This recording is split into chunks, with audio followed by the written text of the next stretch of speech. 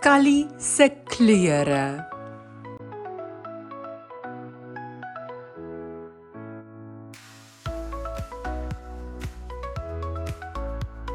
She löst een blauwe klets auf die dans.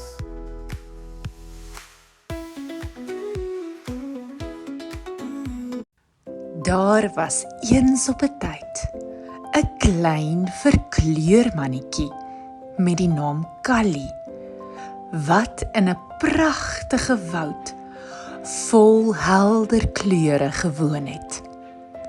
Maar Callie het 'n unieke probleem gehad. Hy kon nie besluit watter kleur sy gunsteling was nie.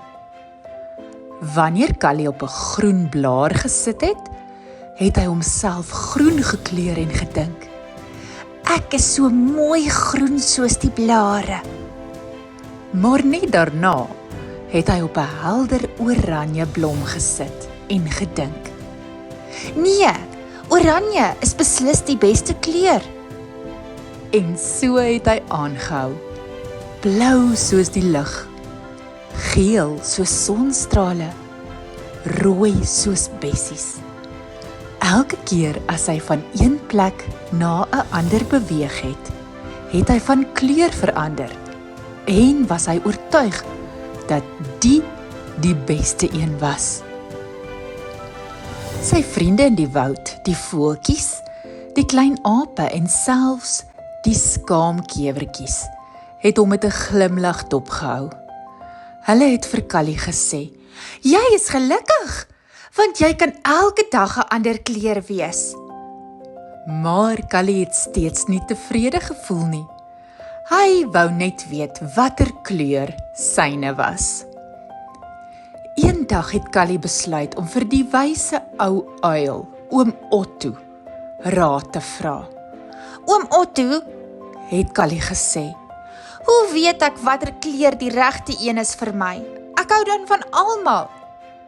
Oom Otto het met sy groot blink oë geknipoog en gesê: "Callie, jy hoef nie net een kleur te hê nie.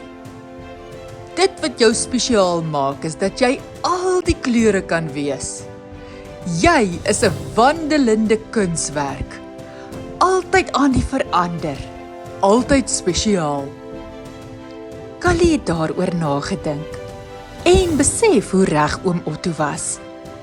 Van toe af het hy met trots elke dag 'n nuwe kleur geniet. Soms was hy selfs al die kleure te gelyk, soos 'n reënboog op 4 potjies. Die diere in die woud het Callie Reënboog Callie begin noem. En hy het geweet, hy hoef nooit tussen kleure te kies nie, want al die kleure was deel van hom. En so het Callie geleer om sy unieke vermoë te vier. En hy was die gelukkigste klein verkleurmannetjie in die hele woud.